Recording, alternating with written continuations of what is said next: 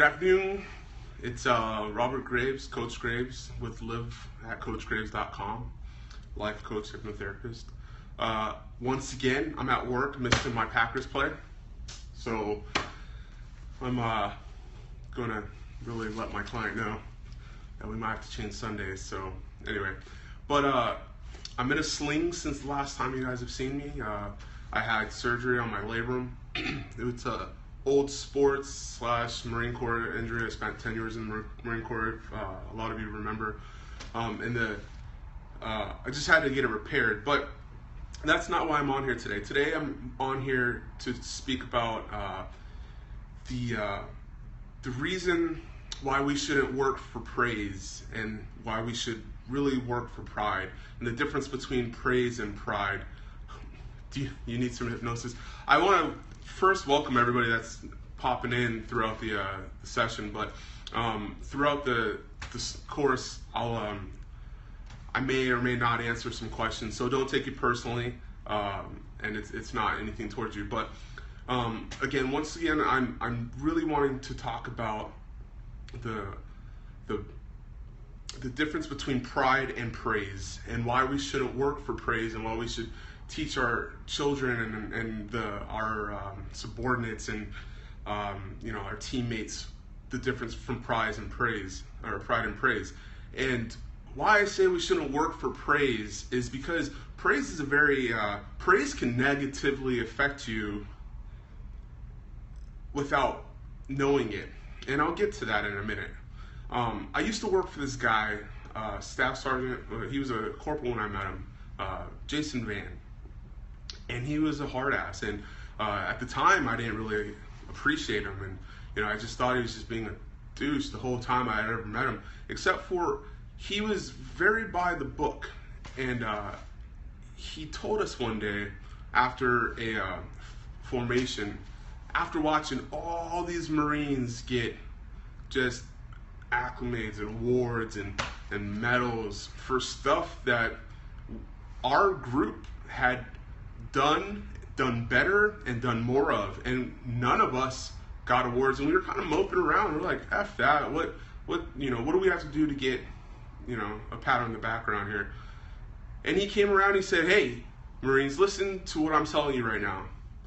Stop working for the awards. Don't do it for the awards, just work to work. And we're like, whatever. I mean, I was a 19-year-old kid at that time. I was like, no, I want some medals and awards. I want to pin stuff on my chest. And but as a grown man now, further on my Marine Corps career, I understand what he meant by that.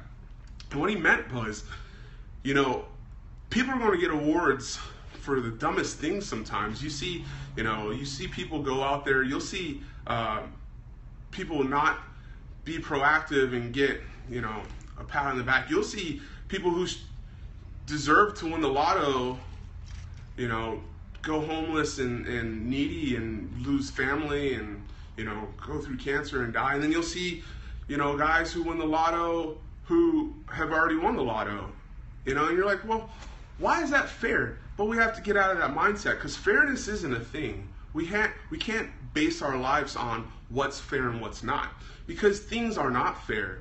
Life isn't fair, and we have to understand that. And so when we understand that life isn't fair, and we decide to intentionally live the way that we would like to live without the external praise, and start living for pride, then we can start becoming better people. Let me tell you right now. So praise is something as when you're a child, our parents praised us for doing the dishes and praised us for doing well on the field, doing our homework. We received a lot of praise. When you train dogs, you praise them with treats. When when you're teaching somebody something new, we give a lot of praise, and that essentially tells them they're doing a great job. But there's a point where we forget that praise is only to be utilized to train, and not for the full-on life effect. Because how many of you out there right now have had the fight with your husbands where they say, hey, I did the dishes, and you're like, so what? Great for you. Well, because that person, husband or wife or child, have been praised so often and so much, they're looking for praise. And that's how they work. They're working for praise. They're working for the attaboys. And we have to get off of that at some point. And I can't tell you at what point, but at some point you have to just start working for pride. Praise is external. So why I said it can negatively affect you, praise sounds great. But why it can negatively affect you is if you become needy on praise, if you need praise to function, if you need praise to make it through your day at work, then you're going to fail as a person. You're going to fail in your goal obtaining. You're going to fail you're just going to fail. You're going to fail at whatever it is you're reaching for, because the moment that you don't get praise when you're looking for it, and that's another thing, we look for praise. We do things in hopes that somebody will notice. And that's why my staff sergeant in the Marine Corps told us to stop working for praise, because we're doing something only to be noticed and not because it has to get done. Hey, admin, can you say? Okay. It can negatively affect you in the aspect of if you are looking for it and you need it to function and you don't get it, then it hurts you internally and it does something to you in here. Then you start thinking, what's wrong with me? Is there something wrong with me? Am I not doing this right? And you could be doing it perfectly. You could be the top level of doing. And if you're not getting that praise, there's a part of you, your ego, that is hurt and it's bruised and it's damaged. And then you start getting into the mentality of, maybe I won't do it anymore. Praise can negatively affect you, and it can limit your ability to function. So when we use praise as a training tool for students, for dogs, for your employees, you have to really watch out how much you use, and you have to really gauge if praise is what you want to use. Instead, we should really harp on building internal pride and our intrinsic emotional pride. That means inside of us, how does it make us feel inside? Build the pride aspect into your SIG others, your children, your employees. Create pride, a sense of pride of belonging, a sense of pride of achieving a goal, and if it is holding a trophy, a sense of pride of holding that trophy. Yes, you can still give attaboys and good jobs, but if we teach to survive off of the praise, then we will fail in the long run. If you create intrinsic motivation, that inside feeling of, I'm doing this because I'm proud to do it. I'm keeping my house clean because it makes me just feel good to keep a house clean, instead of I'm keeping my house clean so, maybe I can get some kisses from the missus.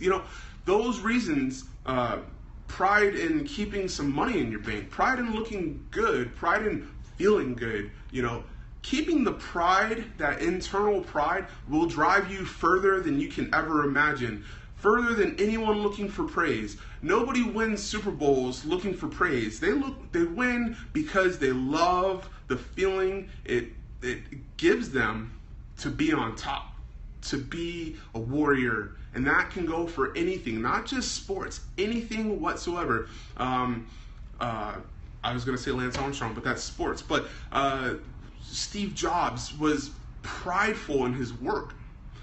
He wasn't looking for praise. He could care less about what you thought. And that's almost the mentality that all of us should walk around with in a positive way. You should walk around like, I don't give a what you think, so I'm just going to do whatever I want. You should walk around with a mindset as in, I don't need you to push me to do what it is that I want to do. So, praise, last kind of note, praise can also create performance choking. And what do I mean by that? When you're looking for other people's applause and other people's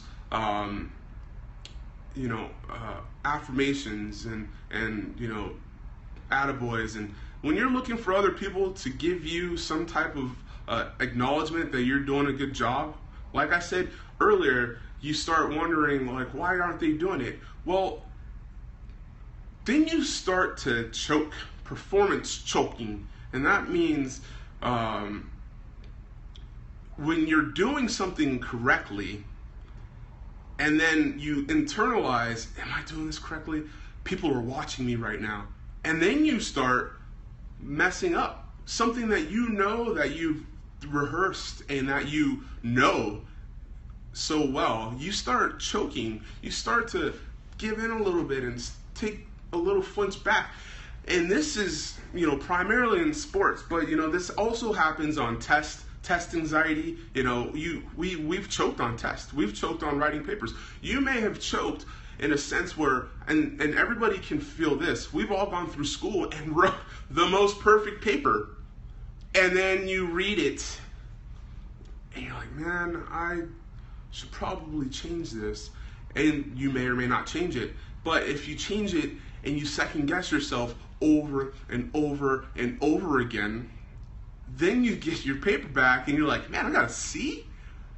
I shouldn't have changed this. The same with sports.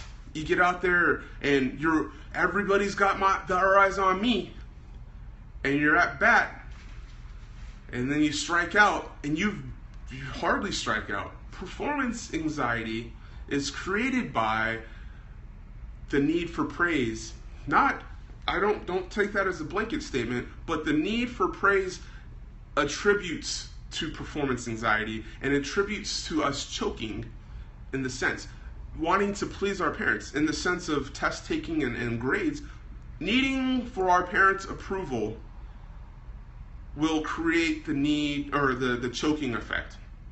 So again, if we work for pride, and to kind of sum this all up, if we work for pride, that internal feeling of, I've done this for me and I've done this for myself and there's nothing else. Hey, Russia, electricity.